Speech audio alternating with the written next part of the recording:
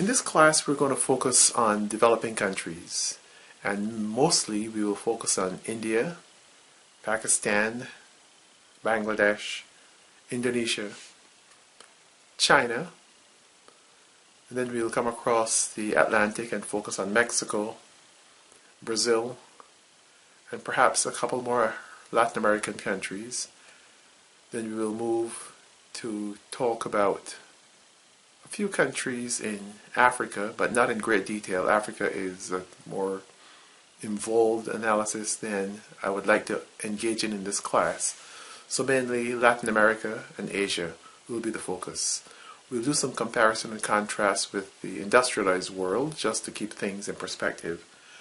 But the class starts out at the end of World War II, when the United States won the war, as I like to put it, and asked Europe, which was devastated from the bombings and all the other actions in the World War II, World War I and World War II, to give up their colonies. The European countries had colonized most of the developing world, and America, I like to say, had no colonies, and America was helping to rebuild Europe and Japan, and under the Marshall Plan, the U.S. was going to fund the rebuilding, but also the United Nations was established at the end of World War II, and the important agencies within the United Nations that helped to foster development were the World Bank, the International Monetary Fund, and what is now known as the World Trade Organization to some degree. Its first incarnation, it was called the General Agreement on Tariffs and Trade, also known as the GATT. So how will we start the course? I will start with the decolonization period in the 1940s, when Europe was asked to decolonize, and we'll start with the first country under the British influence to become an independent nation, and that will be India. 1947, India was split into India and Pakistan. So we say Hindustan was separated into India and Pakistan. Pakistan was a resettlement of Muslims from within Hindustan to the west and to the east of India, northwest and northeast, I would say. And now those two regions that were once called Pakistan are now known as Pakistan and Bangladesh. There were East and West Pakistan. West Pakistan is now regular Pakistan, and East Pakistan is now Bangladesh as of the 1970s. So that's where we start. Then we move outside of the British realm and we focus on Indonesia for a short moment. And then we come back to Britain and the British decolonization movement on this side of the Atlantic. And we then look at a small country in the Caribbean called Jamaica. So the analysis will focus on a large colony becoming independent, and then we'll move maybe 15 years later to a small country becoming independent. The large country is largely a closed economy, not relying on international trade, and the small economy is one that relied heavily on international trade because the colony was an export enclave for England, and the exports in that time were bananas and a raw material called alumina or bauxite, from which we get aluminum, and then there's also agricultural products such as sugar. So that's where we start the decolonization process on this side of the Atlantic, and in India we start with focusing on how India put development plans in place to advance its development. So that's the beginning of the course, the first two sessions, and we'll focus on India's decolonization and then Jamaica's decolonization. So if you take a look at session 1, you will see the focus is on India, and there's a lot of video content that I would like for you to take a look at. In that session, we'll try to explain what economic development is, and the Indian development model in the 1940s would be a good place, as I said, to start. The textbook has cases at the end of each chapter. The case that they offer is Brazil. I will tell you when you need to focus on those cases. For the most part, you stick to the outline I've offered. So as we focus on India's decolonization, we will look at a few important video vignettes. One of them was done by Daniel Jurgen, who wrote Commanding Heights, which became a video series, 6 hours of riveting content. And I would really like for you to spend a lot of time thinking about the opening vignettes, which talk about how India decolonized. The first video case I will give you will relate to a rural problem. You can call it an environmental / agricultural / rural problem. It focuses on a village called Sukomadri, and the village had a problem with land slippage, soil erosion. The government offered a solution, and the situation improved, but then it got worse, and I want you to analyze how that was handled and what lessons we can learn from that video segment. I can see that the material is a little dated.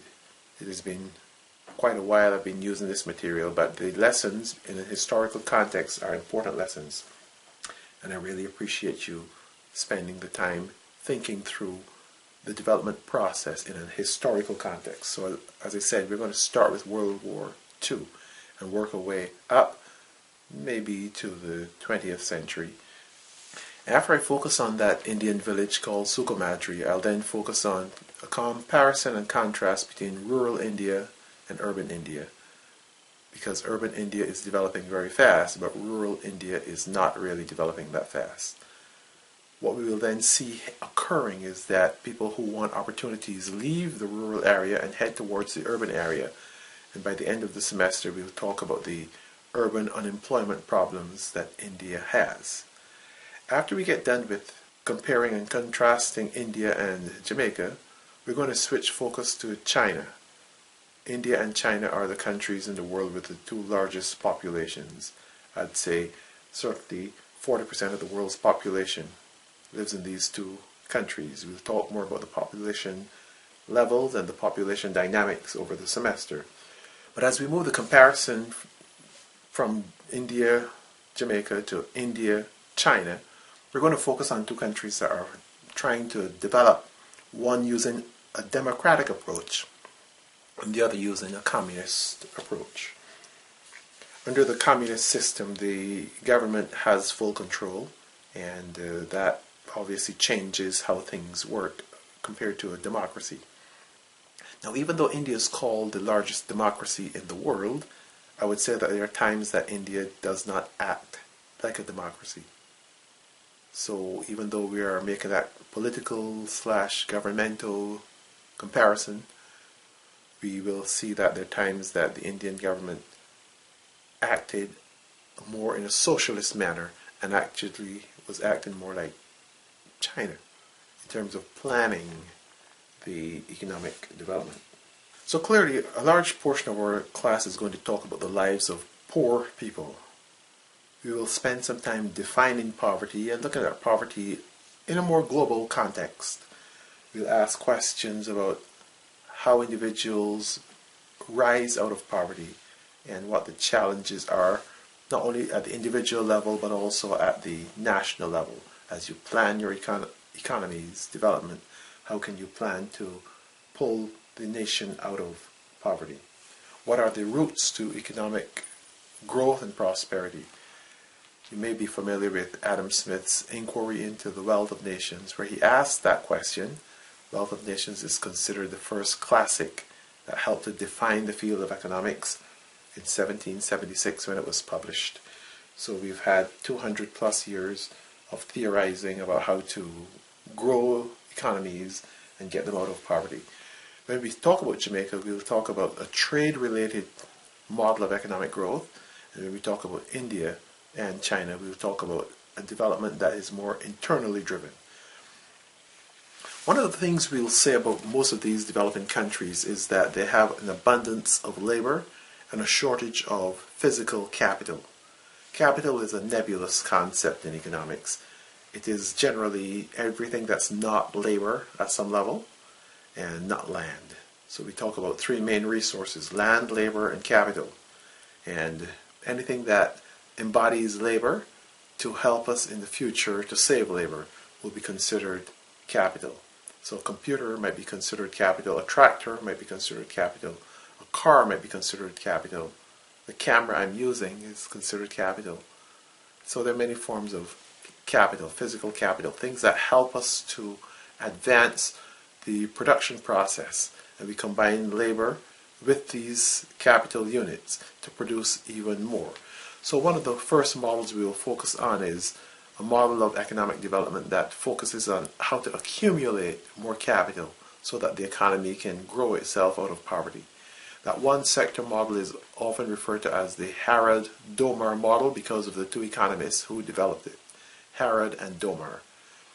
After that, when we talk about rural-urban scenarios, we will introduce a second important model called the Lewis model of economic development, or the structural change model of economic development.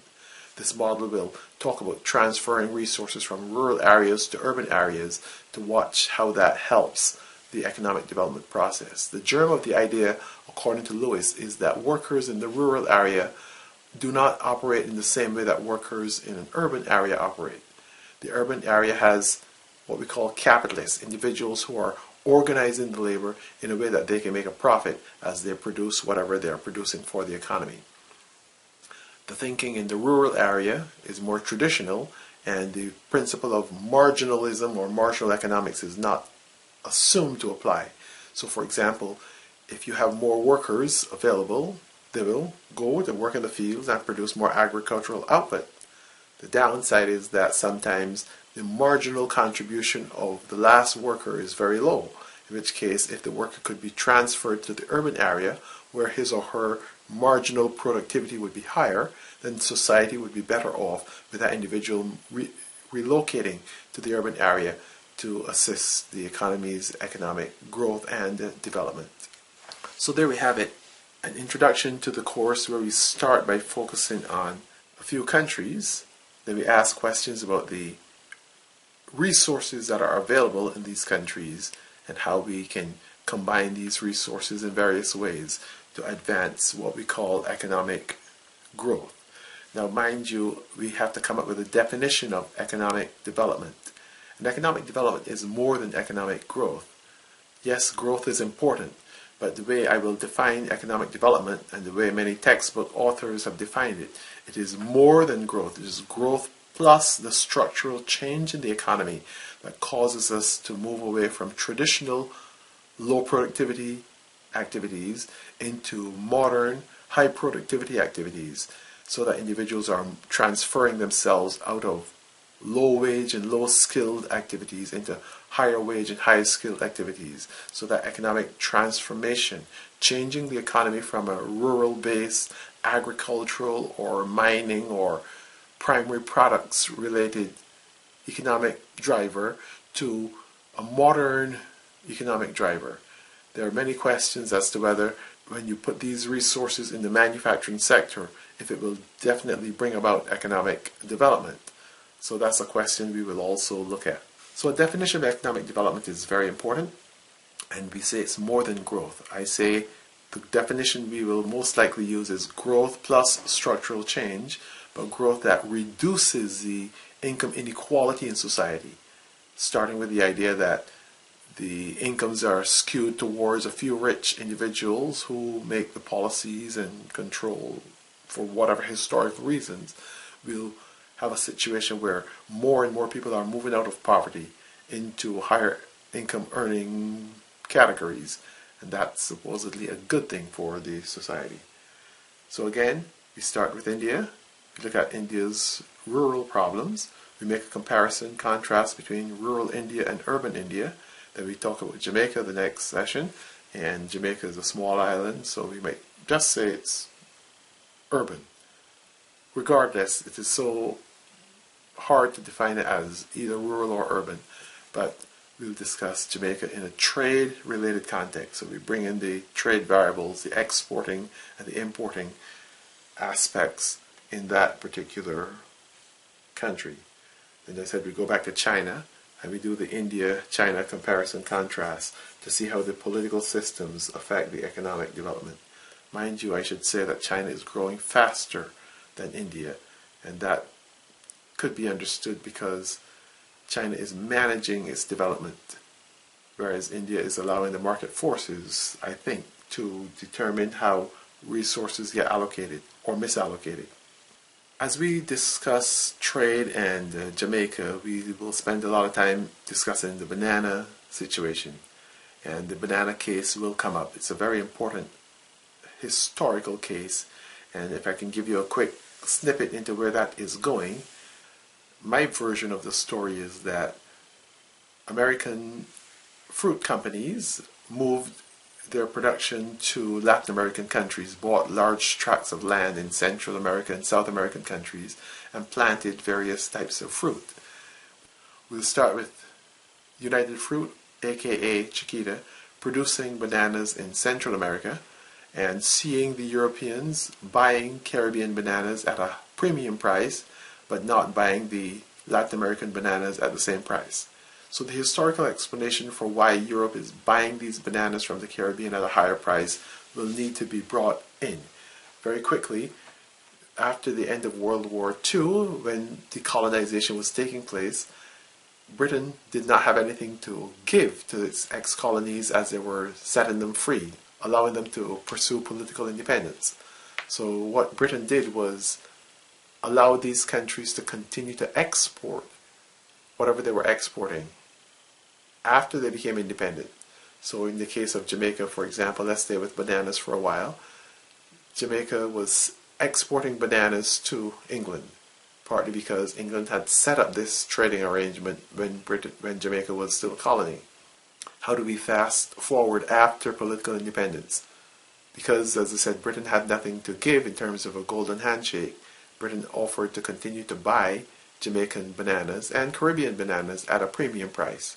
But the Central American producers, really American producers in Central America, objected to this and brought a case before the World Trade Organization to ask Britain, Europe, to cease and desist in terms of its preferential treatment of the Caribbean.